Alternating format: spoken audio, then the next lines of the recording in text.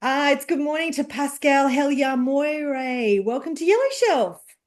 Thank you very much for having me. I'm so pleased to be here. Thank you so much. I should have added your OAM at the end of your title, so congratulations on Yes. that as well. I Yeah. beg your pardon. Your book is recently come out, Rich Women, Poor Women. Congratulations. I'm Thank you very much. excited to share the book with the Yellow Shelf audience. What do we need to know about your new book? Rich Woman, Poor Woman is about how to get rich slowly with superannuation. Hmm. Now, I know that superannuation is a deeply unsexy word. That's why it's not on the cover of the book. But I think the word itself and the industry has a terrible image problem. Like if I were a branding guru, I would be making that over Yes. so fast. But I don't have that power yet. And so Rich Woman, Poor Woman is about making the concepts of superannuation uh, and turning a very complex topic into very easily understood, very accessible, very relatable content that something that anyone can take action on. And it comes about through my 25-year career in finance. And where I've had some very interesting experiences and aspects of my career. So it's not just about finance. I've been able to bring together innovation, entrepreneurship, gender equality, and so on.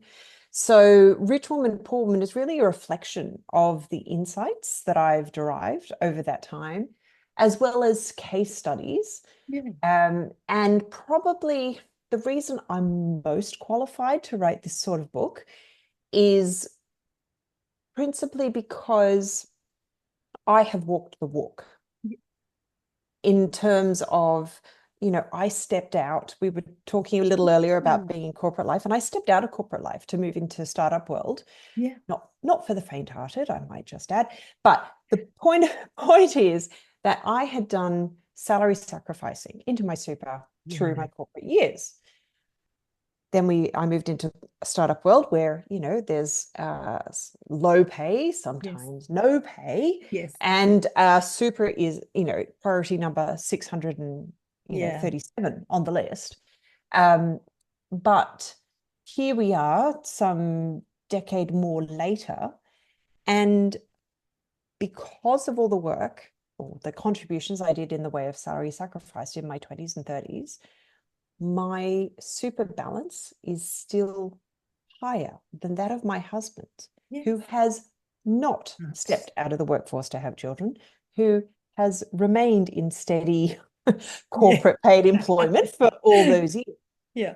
So I am actually living proof that despite, systemic iniquity in the design of the superstructure, and despite an interrupted work-life pattern because I have had children, because I then doubled down and moved into startup world, my super is still in a healthy state and Yep. still more than that of my husband's.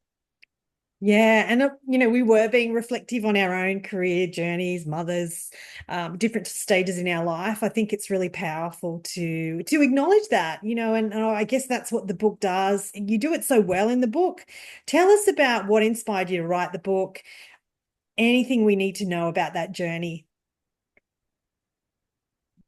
Part of my startup career has been really focused on superannuation. So, I've worked for a number of big name houses, and superannuation was something that I was literally writing the brochures on in my 20s, and I thought, gosh, I better I better drink my own Kool-Aid. I bet, and that's what got me onto self-sacrifice. But in the startup world, where I've had this really strong focus on super, I have presented to Yeah. thousands of women in that time. And my I talk about the gender super gap where 1 in 6 women in Australia retires into poverty. Yeah. And so that is in itself a shocking piece of news for just about everyone I come across, because whilst as a community and as a population, we're gradually accepting, and the gender pay gap is more recognized, Yeah. shall we say? But so few people know or even extrapolate to think about the gender super gap. So I often feel like the Grim Reaper when I stand up and deliver this message to rooms full of women. But about the statistics of them retiring into poverty. But then there's another part that I have to spell out as part of that process, and that is that what they need in terms of their retirement monies and what they're actually on track for as a result of those systemic inequities and stepping out of the workforce and so on and so on, is it's this awful moment where I say, so you're going to need, let's say, $500,000, just back of the envelope maths, right? Yep. And then I stand there and I watch as the penny drops for the hundreds of women in the room each time. And they're sitting there doing the maths. They go, oh, I've only got 80,000 or 100,000, whatever right now. And this look of terror descends on their face. And some people start getting teary. And that moment has stayed with me. That moment of, I'm absolutely stuffed. If only I'd known about this, 20 years ago.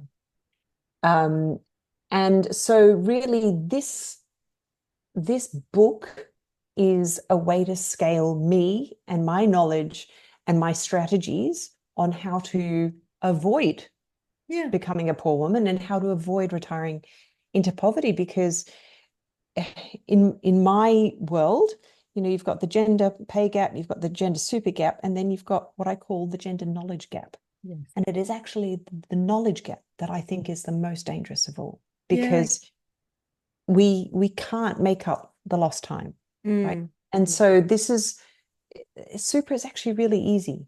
Yeah. For all its myths and complexity and its horrendousness and its lack of sex appeal, it's actually really easy. And there's a very simple solution, which is just to add as much as you can, as early as you can. Yeah. And Rich Woman, Poor Woman tells you how to do that in a frictionless, no sacrifice required kind of way.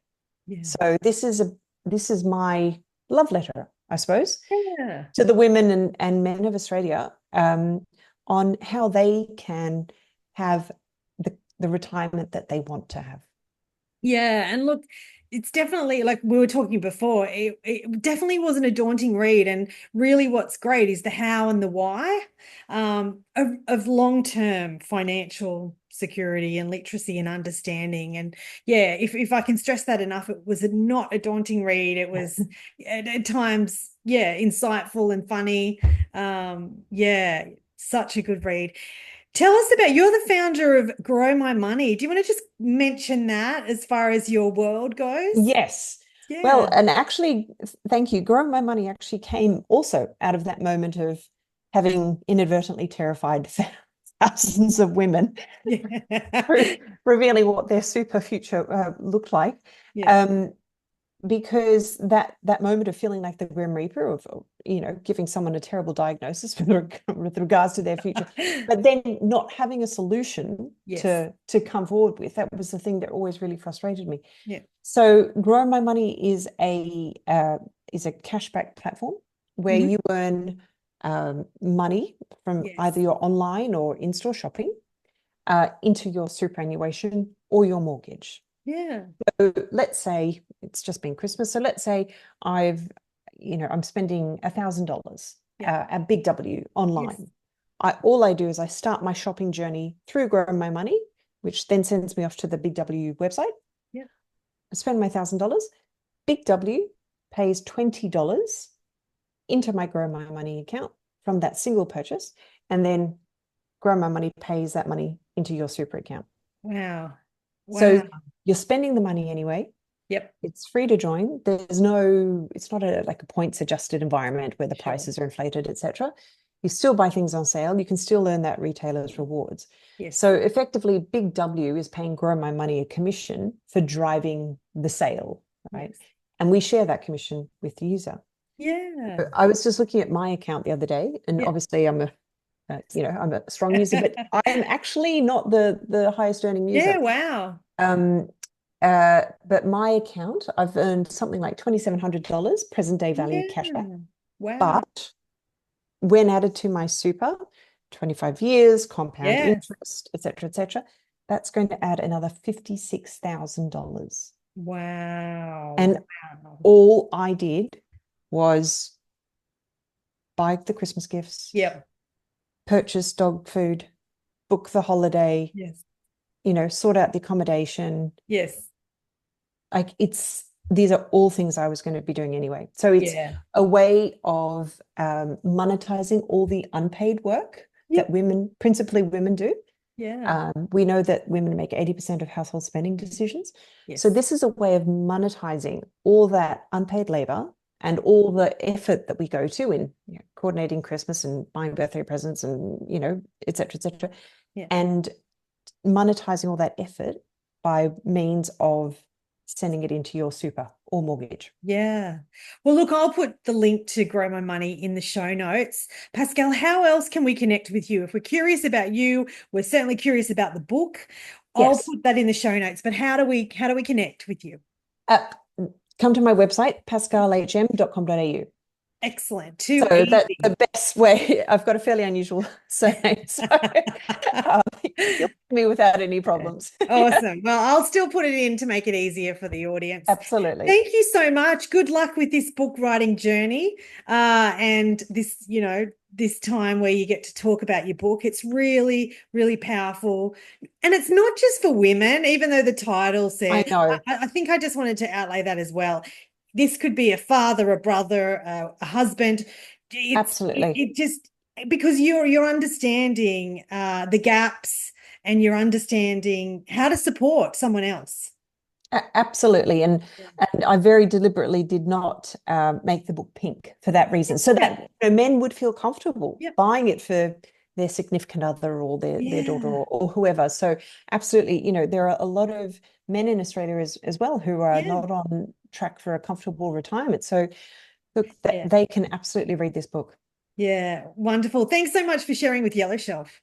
Thanks so much, Joe. Cheers. Thank you.